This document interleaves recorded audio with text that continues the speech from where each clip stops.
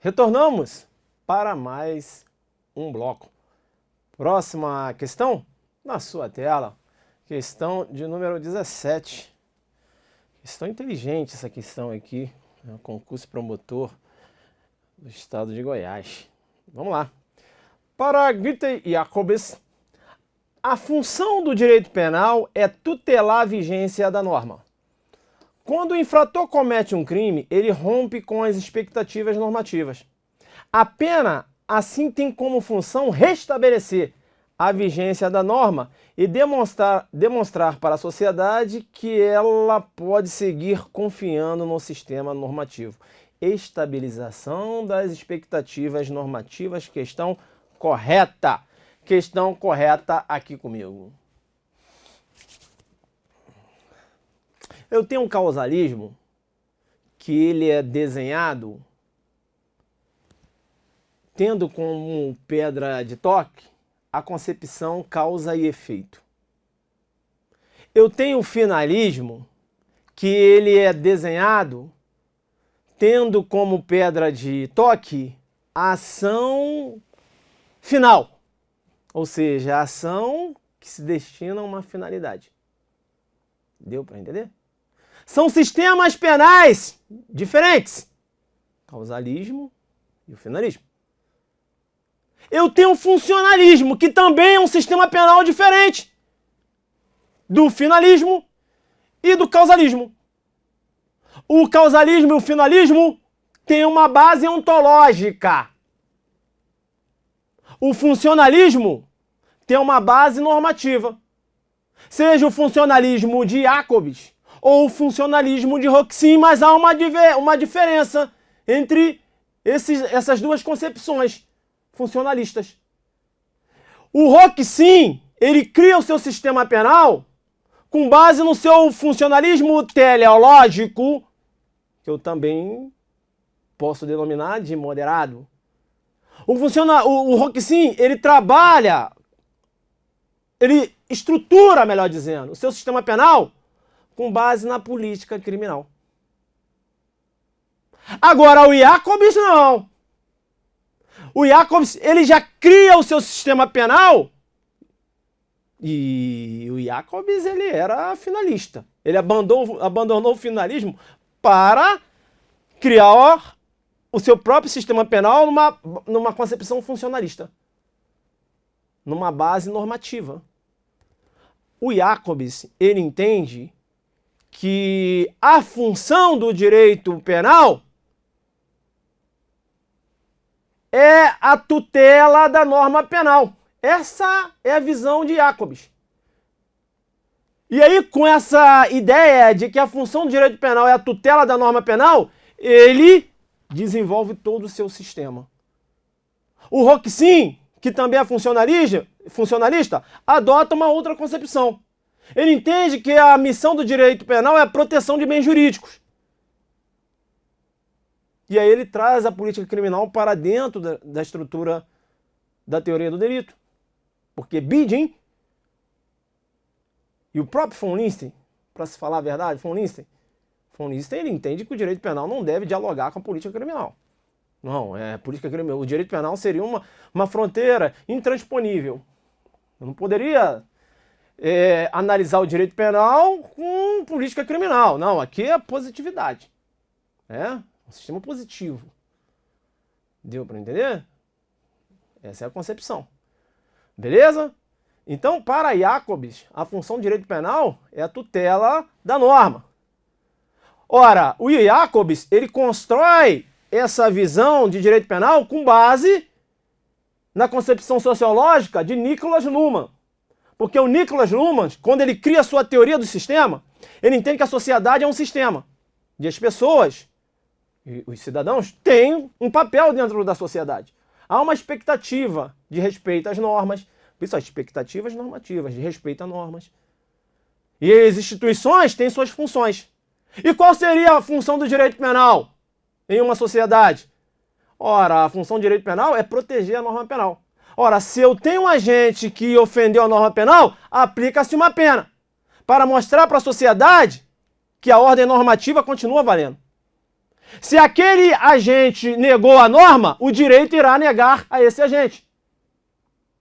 Deu para entender? É uma concepção, inclusive, que vem de Hegel, né? Como Kant também, que eram retributivistas. A pena tem uma função apenas de retribuição. Hegel, Kant, é o mal pelo mal. Não tem uma visão preventiva, como defende o que sim. É apenas retribuição.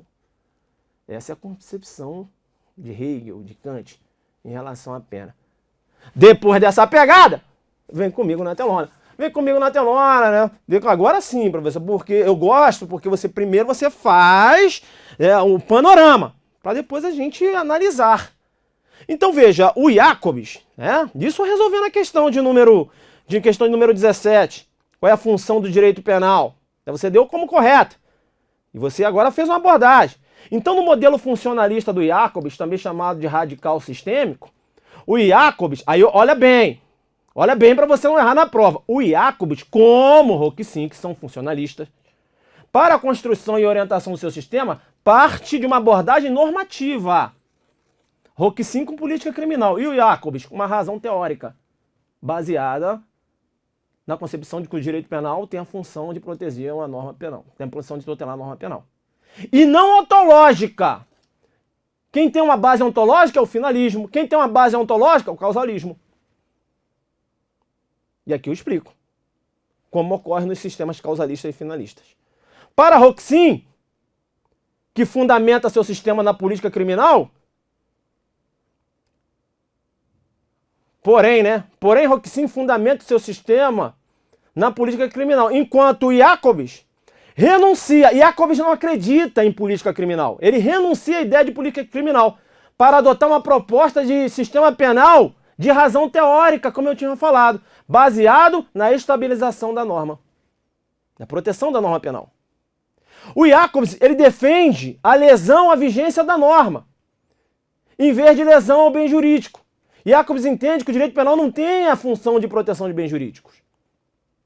A missão do direito penal não é, segundo Jacobs, a proteção de bens jurídicos, mas a manutenção e ratificação da vigência da norma. Para o Jacobs, o autor do fato nega a vigência da norma. Como assim, professor? Ele nega porque, veja, não matarás, e ele mata. Olha, jogando pesado. Ele nega a vigência da norma. E aí o direito, ele fala o seguinte, olha, você negou a norma, sim, mas essa sua negação é insignificante. Por quê? Porque eu vou aplicar uma pena ao direito, né? Falando para esse... o poder punitivo do Estado será reconhecido. Então, eu vou reafirmar que o seu ato foi insignificante. Você matou o MEV? Sim. Vou aplicar uma pena para afirmar que seu ato é insignificante e assim eu confirmo à sociedade que a ordem normativa continua válida. Apenas então ela tem a função de prevenção. Olha, isso aqui é importante. Para Jacobs, a pena tem apenas uma função de prevenção geral positiva. Jacobs não trabalha com ressocialização, de prevenção especial. Deu para entender? A pena só tem uma função de prevenção geral positiva. E qual seria essa prevenção geral positiva? Para Jacobs é a validade da norma. É como bem leciona o professor Leonardo Schmidt de bem. Segundo o modelo proposto pelo penalista, nos delitos de lesão, o bem jurídico protegido não é a integridade física ou a relação do titular com o valor, com uma unidade funcional, mas é a validade da norma, que determina que se deva respeitar a integridade física. Aí ele cita aqui um exemplo. Por exemplo, o desprezo ao bem jurídico penal não é a causação de uma lesão, senão a oposição do particular à norma. A lesão é o particular vilipendiando a norma, independente da sua legitimação constitucional. Essa, aqui comigo. Claro que nós temos outros detalhes no funcionalismo de Jacobs, mas essa visão é o que você tem que ter na sua prova. Você tem que ter essa visão na sua prova, para resolver uma questão que venha trabalhar com essa concepção funcionalista de Jacobs, porque é daqui que ele cria, depois do 11 de setembro, né, dos atentados de 11 de setembro, que ele cria a concepção do direito penal do inimigo, que também, essa visão de inimigo não partiu do Jacobs, não. Rousseau já falava que aquele que vem a vilipendiar o contrato social é considerado inimigo. Mas Kant e Hobbes promove uma separação entre inimigo e cidadão. E aí o Jacobs pega essa visão de Kant e cria o discurso de direito penal do inimigo, também chamado direito penal de emergência, direito penal desigual, direito penal excepcional. Vamos abordar, tem questão aqui. Respira. Vem comigo na tela. Vem comigo na tela. Tá. Agora, em relação ao Roxin, veja que o Roxin também é funcionalista. Ele cria o seu sistema com base na função do direito penal, como Jacobs também. Por isso, aqui comigo, vem comigo. Por isso que o nome é funcionalismo. O Jacobs, ele cria o seu sistema entendendo que o direito penal tem uma função. Funcionalismo, função. Proteção de bem jurídico? Não. Tutela da norma penal. Roxin, o direito penal tem uma função. Funcionalista também. É a tutela da norma penal? Não. Proteção de bem jurídico. A divergência entre o Roxin e Jacobs, na criação do sistema, a pedra de toque é essa. E aí cada um cria o seu sistema. E o sistema do Jacobs, é claro, que é um sistema que não se preocupa com política criminal, baseado só em razão teórica. É um sistema que não se coaduna, se você for perceber, com o Estado Democrático de Direito. A aplicação só se preocupa com a aplicação da... o direito penal tem a função direito penal tem a função de proteger a norma penal, só isso? Não, aqui não tem esse lance de política criminal. E aí ele vai promovendo seus discursos, né, como é o direito penal do inimigo. Uma concepção de direito penal afastada, é claro, do Estado Democrático de Direito. Vem na telona. Então o funcionalismo do Roxin, que também é chamado, o funcionalismo do Roxin, que é um funcionalismo moderado ou teleológico. Aí olha, vamos lá. O von Nisten, na construção da teoria do delito, eu falava isso para vocês, ele entende que o direito penal não dialoga com a política criminal. Beleza? Agora, o Klaus Roxin, ele já tem uma outra visão. Em sentido oposto a von Nisten, em 1970, ele aproximou o direito penal da política criminal aqui comigo. E eu já falava isso para vocês. O Código Penal que nós temos hoje é um código híbrido. É um código causalista na parte especial e finalista na parte geral. O Brasil passou a adotar o finalismo em 1984. Só que, em 1970, o finalismo já tinha sido abandonado na Alemanha. O Roxin já começava a trabalhar com a concepção funcionalista desde 1970. Enquanto o Brasil foi adotar o finalismo em 1984. E o Roxin já trabalhava com funcionalismo. E o Brasil com finalismo. O finalismo lá na Alemanha já tinha sido abandonado. Já. Não se trabalha mais com esse conceito de ação final, não. Aqui é política criminal. Punição objetiva, vamos trabalhar isso aqui. Deu para entender isso? Né? Vem na telona, vem na telona. Professor, agora eu estou entendendo. Beleza. Então, Klaus Roxin, em sentido oposto a von Nisten, ele aproximou o direito penal da política criminal. Tá? Ao publicar na sua obra... ele publicou uma obra em 1970 sustentando essa junção da política criminal na teoria do delito.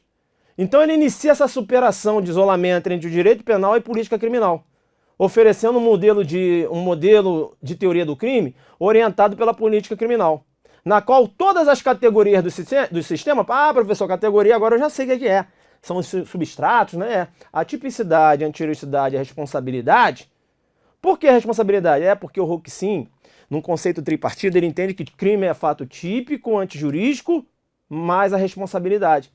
Essa nova categoria aqui, que é a responsabilidade, abarca a culpabilidade e as funções da pena. Deu para entender?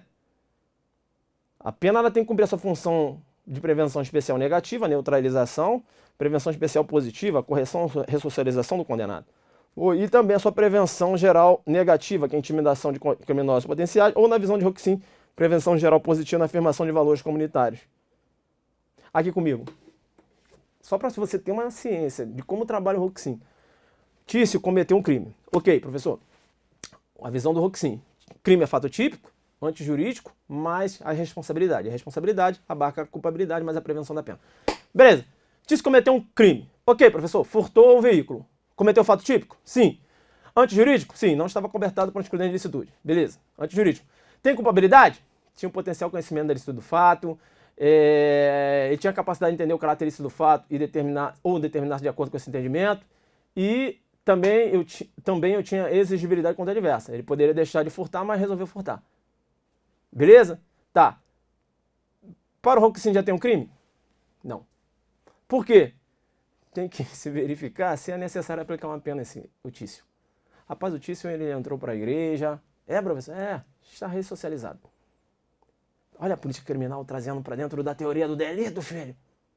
Deu para entender? A Roquesim fala, olha, se o cara se encontra ressocializado, ele praticou fato típico, jurídico, aí eu tenho que analisar a responsabilidade. Tem culpabilidade? Tem. Mas e as funções da pena?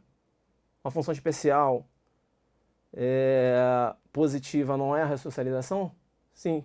O cara está ressocializado, não tem a necessidade de aplicar a pena, o fato é atípico.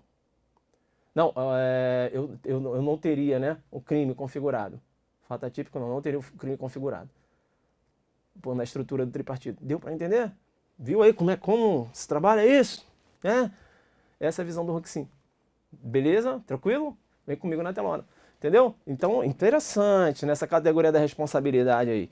E aí o setor da doutrina entende que a abordagem de Roquesim se aproxima do neocantismo, porém com a modificação. Aqui comigo.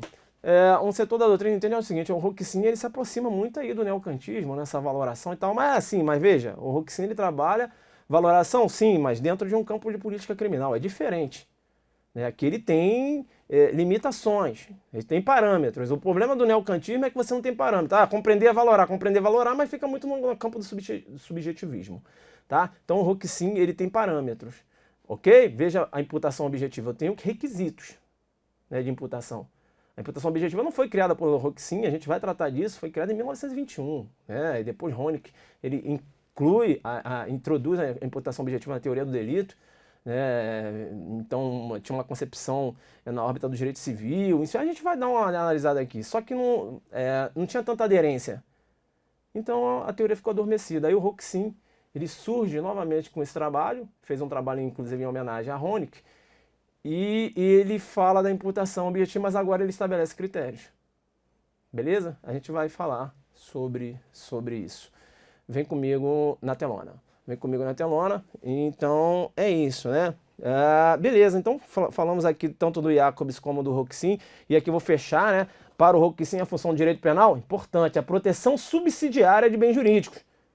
E ele cita na sua obra, o Roquesim mencionando, a função do direito penal consiste em garantir a seus cidadãos a existência pacífica, livre e socialmente segura, sempre quando estas metas não possam ser alcançadas com outras medidas político-sociais que afetem em menor medida as liberdades dos cidadãos. Então é uma visão subsidiária. Deu para entender? E outra coisa, essa afirmação, esse trecho aqui é do livro do Roquesim, tá? Que eu coloquei aqui porque o examinador ele joga. Ele tem um livrinho do Roquesim também, que ele não é bobo, aí ele pega de lá e joga, mas aqui você já vai jogar duro. Então, para o Roquesim, bens jurídicos são também o conceito de bem jurídico de Roquesim. Bens jurídicos são circunstâncias reais, dadas ou finalidade necessária para uma vida segura e livre, que garanta todos os direitos humanos, civis de cada um na sociedade, para o funcionamento do sistema estatal que se baseia nesses objetivos. A vida, a integridade corporal, o poder de disposição de bens materiais. Aqui comigo. Então o Roquesim, ele fala assim, olha, bem jurídico não é só um aspecto concreto, não. Um direito é um bem jurídico. Entendeu? Você não consegue pegar um direito. Um direito de alguma coisa. Entendeu não? Então você tem essa concepção. São dados reais da vida. Entendeu? Então o Roquesim não entende que bem jurídico seja... bem jurídico é o patrimônio, né? Que seria o veículo. Também. Mas eu posso visualizar bens jurídicos sem uma concretude. Um direito, por exemplo. Um direito à disposição de um patrimônio. Deu para entender? Então o Roquesim tem essa pegada aí. Vem comigo na telona. Vem comigo na telona, então a gente resolveu aqui Opa, bacana, né? Resolvemos aqui então a questão de número 17, né? Trabalhando aqui com a função do direito penal na visão de Jacobs, além de dar a visão de Jacobs, falar um pouco do sistema de Jacobs, nós falamos também aqui do funcionalismo moderado ou teleológico do Roxin. Aqui comigo, o Zaffaroni, ele também é funcionalista. Só que o funcionalismo dele, ele entende que o direito penal também tem uma função. Mas qual? É uma função redutora do poder punitivo do Estado. Por isso que o Zaffaroni adota um funcionalismo redutor. Deu para pegar? Beleza, professor. Bacana, então vem comigo na telona. Então a gente avança então para a questão de número 18, né? Questão de número 18, essa é a pegada. Hasselmann, isso. Alemão, né? Foi um grande jurista, né? Faleceu tem pouco tempo, cara, salvo engano. Foi sim. Da Escola Penal de Frankfurt, observa que o direito penal moderno, procurando minimizar a insegurança oriunda de uma sociedade de riscos, tem se tornado um instrumento em busca do controle dos grandes problemas sociais, dos grandes problemas, né, da sociedade atual, com a proteção ao meio ambiente, da saúde pública, da ordem econômica, dentre outros. Assim, com o intuito de frear essa tendência de expansão do direito penal e com o objetivo de permitir a atuação do direito penal em relação aos tipos penais tradicionais, deixa eu ir já explicando aqui. Aqui comigo, só para você, senão você vai acabar se perdendo na questão. Com o avanço tecnológico, não só tecnológico, econômico também, social também, surgiram novas condutas que representam uma exposição de perigo ou até mesmo lesionam bens jurídicos considerados difusos. O direito penal tradicional sempre se preocupou com bens jurídicos individuais, a vida, o patrimônio. Esse é o denominado direito penal nuclear. O que é o direito penal nuclear? É aquele direito penal que se preocupa apenas em tutelar bens jurídicos individuais. É o direito penal nuclear. Mas com essa evolução da sociedade, desenvolvimento industrial, empresas produzindo e colocando em risco o meio ambiente com a poluição, esse campo de direitos difusos, de direitos supraindividuais, sempre foram tratados pelo direito civil. E a gente tem uma questãozinha que a gente vai trabalhar isso. Pelo direito civil, não, pelo direito administrativo. É um campo que sempre foi, né, aplicação de multa, sempre o direito administrativo que veio trabalhando isso. Só que nós temos agora um direito penal sendo aplicado para tutelar esses bens coletivos e individuais. Há uma expansão do direito penal nessa sociedade que evolui com condutas que criam riscos a esses bens jurídicos coletivos e supraindividuais. Sociedade de risco. Deu para entender? Sociedade de risco está ligada a essa concepção de produção, proliferação de condutas que expõem a risco de lesão ou até lesionam bens jurídicos individuais ou difusos ou coletivos, como o meio ambiente. Agora sim, professor, agora você continua aí na pegada que eu já estou entendendo, né? Vai lá, agora vem comigo, né? Isso. Então, vamos lá, ó. O direito penal, em relação aos tipos penais tradicionais, homicídio, furto, não é isso?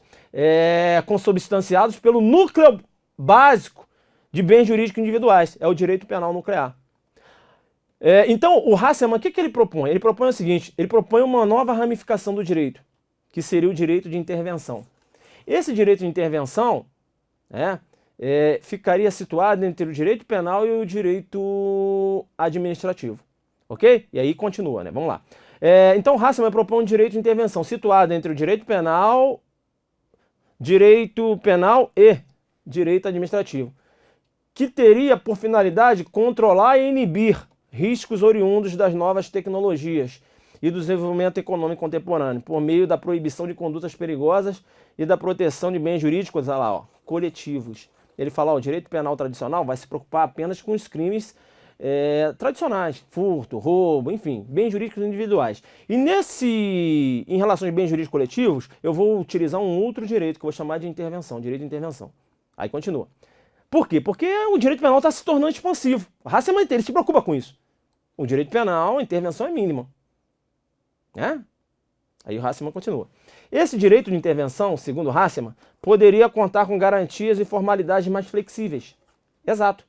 E menos exigentes, mas também seria provido de sanções menos intensas contra o indivíduo. O Hasseman, ele entende o seguinte, que esse direito de intervenção, eu poderia ter uma relativização de direitos e garantias fundamentais, como eu tenho, e esse direito de intervenção, ele se coloca lá naquela segunda velocidade do direito, claro, uma concepção do Silva Sanches, né, que eu teria inclusive a Lei 9.099, ou seja, são aplicabilidade de penas diversas da privativa de liberdade, né, a aplicação de uma sanção diversa da privativa de liberdade, e você poderia relativizar, claro, alguns direitos e garantias processuais, né, você que estuda está ligado nisso.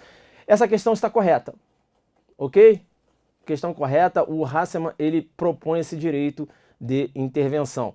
É muito importante porque a professora Lenise Lunardi, e ela ela externa uma posição, né, faz uma exposição, isso que eu queria falar, é interessante, porque ela menciona o direito penal não oferece resposta satisfatória para a criminalidade oriunda das sociedades modernas.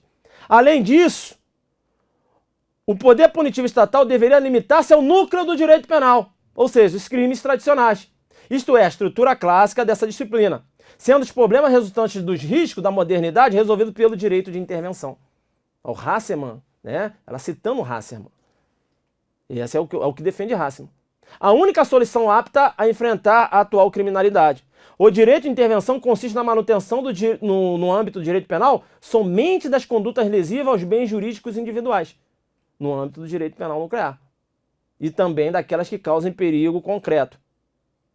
As demais, de índole difusa ou coletiva, causadores de perigo abstrato, por serem apenadas de maneira mais branda, seriam reguladas por um sistema jurídico diverso, com garantias materiais e processuais mais flexíveis, possibilitando um tratamento mais célere e amplo dessas questões, sob pena de tornar o direito penal inócuo e simbólico. Deu para entender? Tem. A professora faz outras argumentações aqui que eu vou deixar aí, né, para você ler e aí você vai se contextualizar nisso aqui comigo. Mas é essa concepção que ela externa aqui, ok? Então, citando o Hasseman. Então, o Hasseman ele tem essa visão. Ó, o direito penal nuclear, que é o direito penal tradicional, vai se tratar com os bens jurídicos individuais. Esses bens jurídicos coletivos, eu vou tratar eu vou aplicar o direito de intervenção, que está entre o direito administrativo e o direito penal. Por quê? Porque hoje, o que nós temos aqui? Nós temos uma proliferação dos denominados crimes de perigo abstrato. Deu para entender? Há uma antecipação da tutela penal. Se você for observar nos crimes praticados em face do meio ambiente, nós temos tipos penais de perigo abstrato, como por exemplo o artigo 54, causar poluição. Até coloquei aqui, tem até uma decisão do STJ entendendo que não há necessidade de perícia. Deu para entender? Então veja, o direito penal não tem que se preocupar quando o fato já está materializado com a exposição, com a lesão do bem. O direito penal ele tem que agir antes. Ou seja, na possibilidade do agente acabar poluindo e causar uma lesão. Então, o direito penal antecipatório. Na sociedade de risco, o direito penal tem sido utilizado assim. Quando se fala de crime a perigo abstrato, esse crime de perigo abstrato, ele se prolifera, os crimes de perigo abstrato se proliferam numa esfera de sociedade de risco, que eu tenho antecipação da punibilidade da conduta. Deu para entender isso? Vem na telona, tá? Vem na telona. Então, é isso, né? Vou deixar aqui para você estudar. Né? Aqui tá... Aqui comigo. Aqui tem a fala, né, da professora, E ela expõe muito bem, por isso que eu coloquei aqui.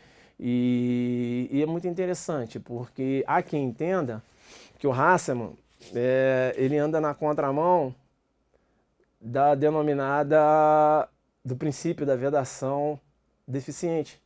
Porque ele colocar um direito de intervenção a esses bens coletivos, difusos, como o meio ambiente, tirar o direito penal, ou penas mais brandas, há uma ofensa ao princípio da vedação deficiente.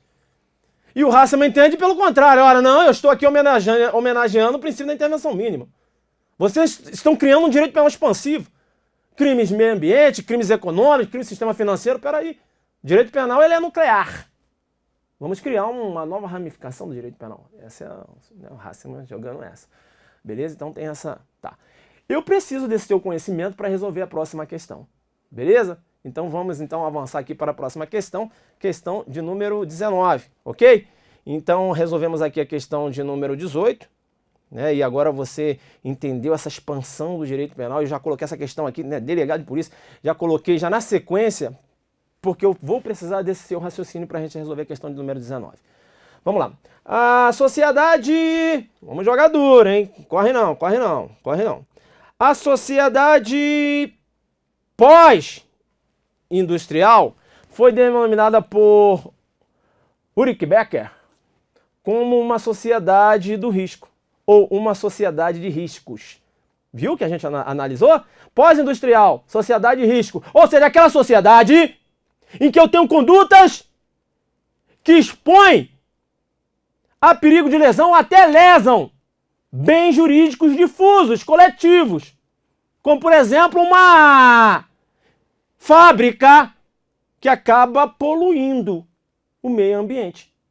Decorre de uma sociedade evoluída, desenvolvimento industrial, uma sociedade que produz riscos. Sociedade do risco, uma sociedade de riscos. Aí continua, Becker. Com efeito, essa nova configuração social produz reflexos na seara da teoria do bem jurídico, penal e dos princípios correlatos.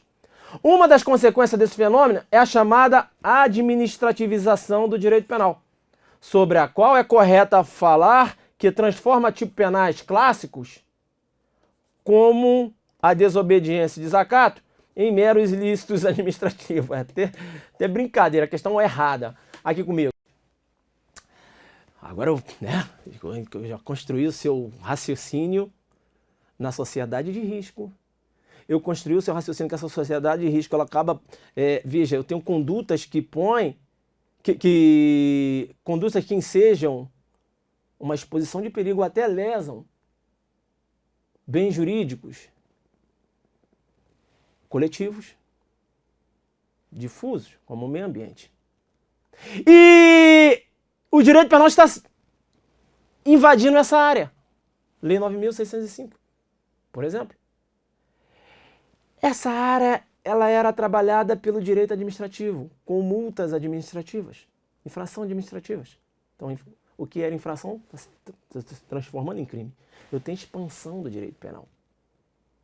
Ah, então está havendo uma substituição do direito administrativo pelo direito penal, né, professor? É o que eu vou chamar administrativização do direito penal. É uma substituição de tutelas de bens jurídicos. Que essa tutela era feita pelo direito administrativo, agora está sendo... esses bens jurídicos estão sendo tutelados pelo direito penal. São bens jurídicos difusos e bens jurídicos coletivos. A administrativização do direito penal. Veja, a expansão do direito penal. O direito penal está deixando de ser nuclear. Furto, roubo, receptação, bens jurídicos individuais, para trabalhar também bens jurídicos coletivos, para tutelar, diria eu, bens jurídicos coletivos difusos. É a denominada administrativização do direito penal. Deu para entender isso? E essa administrativização do direito penal, né, que entende que o direito penal deve tutelar bens jurídicos coletivos e difusos, entende que os bens jurídicos não são apenas bens jurídicos concretos, materializados. Nós temos bens jurídicos difusos, coletivos. Nós temos que entender que uma concepção de bem jurídico não apenas no aspecto da materialização, da concretude. Nós temos que desmaterializar os bens jurídicos. E aí vem a denominação. Desmaterialização de bens jurídicos. É o reconhecimento de bem jurídico coletivo e difuso, que pode aparecer na sua prova assim. Liquefação de bem jurídico. Grita não, professor, grito. Como prefere Roxin.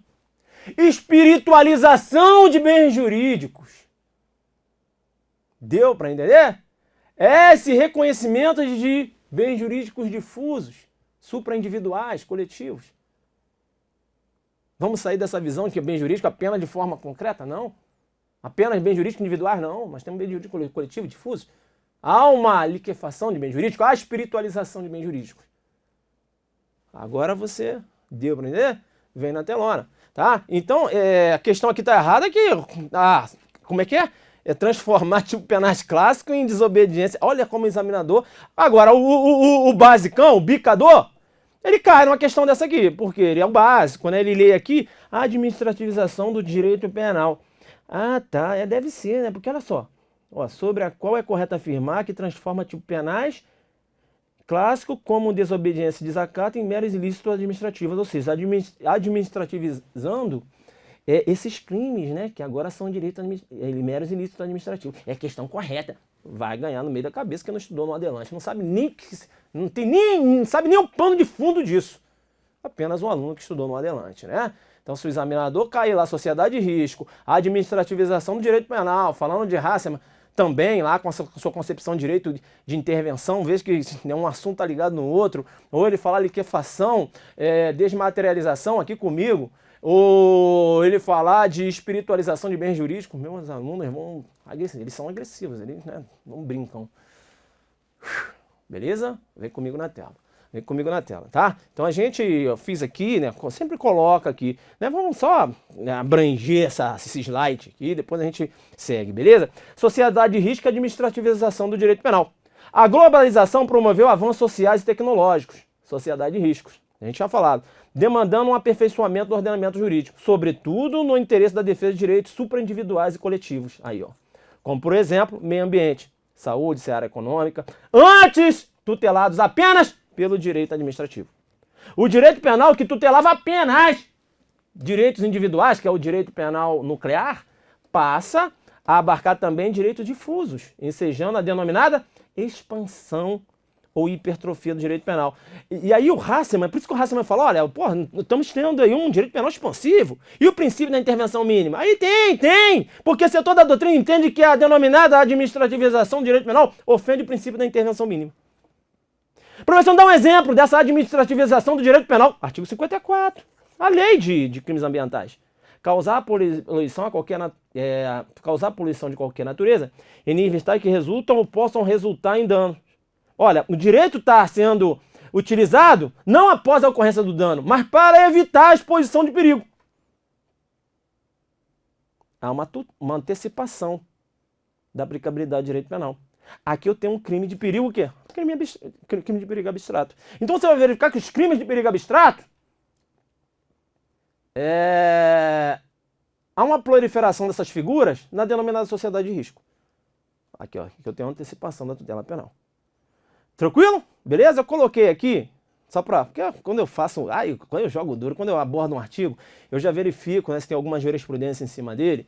Então, esse artigo aqui, 54 da Lei de Crimes Ambientais, o STJ entende que esse crime lá do artigo 54 da Lei 9.605, por sua natureza formal, sendo suficiente a potencialidade do dano à saúde humana para a configuração da conduta delitiva, não se exigindo, portanto, a realização de perícia. Essa aqui comigo. Essa é a inteligência do STJ hoje. Você tinha uma divergência entre a turma, mas a terceira sessão entendeu que não há necessidade de realização de perícia no 54. O 54 é um exemplo da administrativização do direito penal numa prova oral, né? Uma situação que você esteja aí fazendo um outro concurso, aí vem na prova oral e tal, jogo duro, você chama, ele vai te perguntar o que é administrativização do direito penal, você vai jogar duro, primeiro você pode até falar lá nessa questão do direito de intervenção de Hasselmann, vem jogando, filho, acabou, agora você tem na sua ideia, você sabe mais ou menos o que é. Claro que esse assunto aqui você vai pesquisar, porque é um curso em exercício que é meio que exercício que teórico também, né? Com a pegada, resolve a questão, mas vem aqui para entender. Não adianta você ficar resolvendo questão A, B, C e D, nessa aqui, tal, tal, tal. O examinador te pergunta diferente, você não vai saber responder. Você tem que saber a ideia. Acabou. Você pega qualquer questão aqui de múltipla escolha, não tem, você destrói. Porque você tem a ideia, você tem um raciocínio. Você não vai precisar decorar. Quando você começa a entender. Vem na telona. Vem na telona. Não corre não. Beleza? Tranquilo? Então, isso, né? Eu citei aqui. Aqui eu falo acerca da espiritualização de bens jurídicos, né? Essa necessidade da proteção de bens coletivos por parte do direito penal. Eu coloco, inclusive, uma citação do professor Kleber Masson aqui. Beleza? Tranquilo, né? Então, veja, no direito penal nuclear, nós temos a materialização de bens jurídicos, ou seja, a preocupação só com bens jurídicos individuais. Quando eu entro nessa visão de direitos difusos, nós temos aqui, então, a desmaterialização, também chamada de liquefação, ou, na linguagem de Roxin, espiritualização de bens jurídicos. Beleza? Tranquilo. Vamos para a questão de número 20. Será que dá para eu avançar para a questão de número 20? Eu vou te dar um intervalo aqui e aqui comigo, né? Aqui comigo. Professor agressivo, hein? Hoje... Eu vou te dar um intervalo e a gente volta aí. Beleza?